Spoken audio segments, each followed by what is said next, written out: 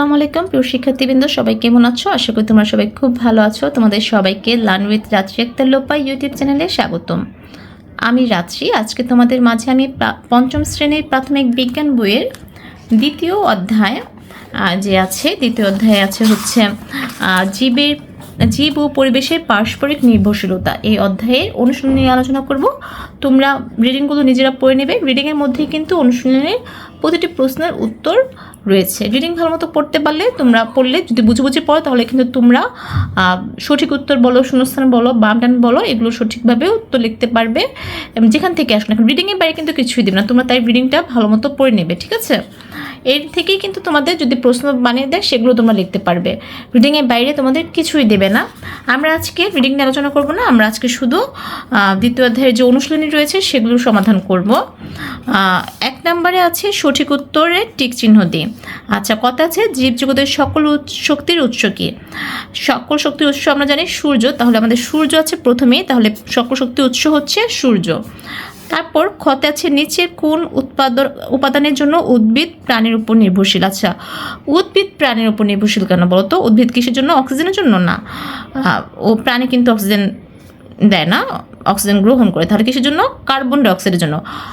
উদ্ভিদ হচ্ছে carbon dioxide, খাদ্য তৈরির সময় কার্বন ডাইঅক্সাইড ব্যবহার করে, আর এই কার্বন ডাইঅক্সাইড কি প্রাণীরা ত্যাগ করে। তাহলে কিসের জন্য প্রাণীর উপর নির্ভরশীল? কার্বন ডাইঅক্সাইডের জন্য।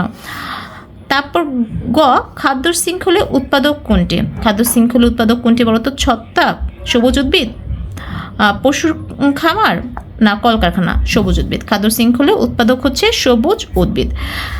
2 আছে শূন্যস্থান পূরণ। কতে আছে খাদ্য শৃঙ্খলে সবুজ উদ্ভিদকে বলা হয় কি বলতো? পাখির উৎপাদক, তৃণভোজী, মাছ, মৌমাছি উৎপাদক বলা হয়। সবুজ উদ্ভিদকে বলা হয়ে থাকে উৎপাদক। তাহলে আমাদের এখানে উত্তর হবে উৎপাদক। ক নম্বর হবে উৎপাদক। তারপর ড্যাশ প্রাণী হলো প্রথম শ্রেণীর খাদক। কোন প্রাণী প্রথম শ্রেণীর খাদক বলতো?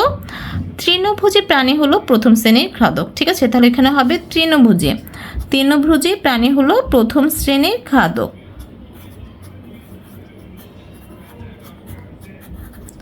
তারপর গতে আছে উদ্ভিদের বীজের বিস্তরণে সাহায্য করে। কি সাহায্য করে বলতো? উদ্ভিদের বীজের বিস্তরণে সাহায্য করে হচ্ছে পাখি। তাহলে গ নম্বর হবে পাখি। আমাদের এরপর 3 আছে সংক্ষিপ্ত উত্তর প্রশ্ন। 3টি সংক্ষিপ্ত প্রশ্ন আছে, সেই প্রশ্নগুলো আমরা খাতাতে লিখে রেখেছি, খাতা থেকে আমরা পড়ব। আমাদের ক নাম্বার প্রশ্ন আছে হচ্ছে উদ্ভিদ কিভাবে জড়বস্তুর উপর নির্ভরশীল? উত্তর হবে উদ্ভিদ জড়বস্তুর উপর নির্ভরশীল কারণ আলো, পানি, বায়ু, মাটি, খনিজ লবণ এইসব জড় উপাদান ছাড়া উদ্ভিদ বাঁচতে পারে না। এরা আলোর সাহায্যে খাদ্য তৈরি করে, মাটি থেকে পানি ও খনিজ নেয়, বায়ু থেকে কার্বন ডাইঅক্সাইড গ্রহণ করে।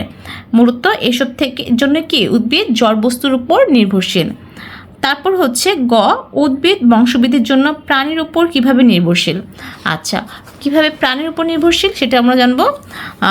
উত্তর, অনেক উদ্ভিদ ফুল থেকে বীজ তৈরি করতে পরাগায়নের জন্য মৌমাছি, প্রজাপতি বা বাতাস ও প্রাণীর উপর নির্ভর করে। আবার বীজ ছড়ানোর জন্য পাখি ও অন্য প্রাণী সাহায্য করে, ফলে উদ্ভিদ নতুন স্থানে জন্মাতে পারে।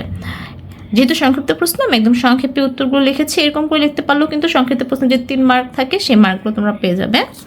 তারপর হচ্ছে গ নাম্বার, নিকট পরিবেশে দেখা যায় এমন একটি খাদ্য শৃঙ্খলের প্রবাহচিত্র তৈরি করি।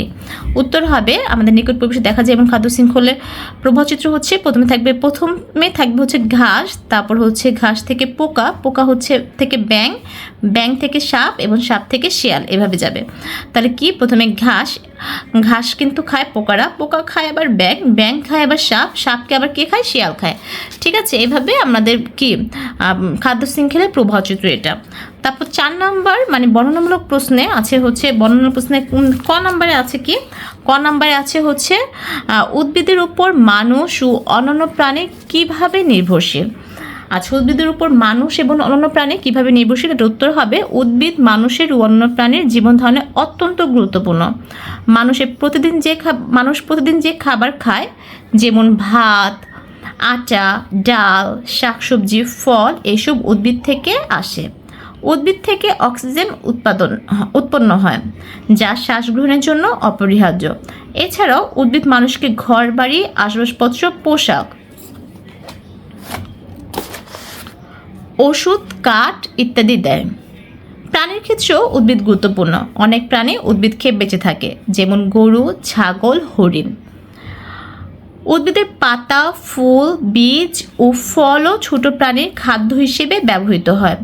ফলে উদ্ভিদের উপর মানুষেরও ও অন্যান্য প্রাণীর নির্ভরতা জড়িত, খাদ্য, আশ্রয় ও শক্তির উৎসের সাথে।